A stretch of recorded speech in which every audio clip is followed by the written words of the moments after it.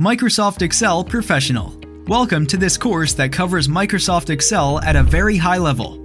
That's why we call it Professional. The first module looks at advanced conditional formatting. For example, how you can highlight figures that change so they're easily brought to your attention. Section 2 teaches you how to design forms and create templates, all used in managing user interaction. This enables you to use Excel to collect information as well as show it. Modules 3, 4, and 5 all build on work done in previous courses. Firstly, you'll build on what you were taught about using lookups in the advanced class, and get introduced to the concept of arrays.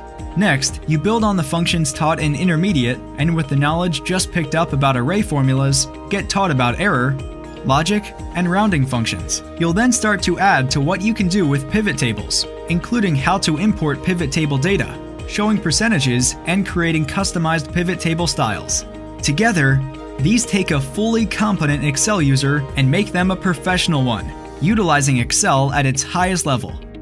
You'll be able to analyze and interrogate the data you have like never before, obtaining keen insights into how to put together and show exactly the data you want.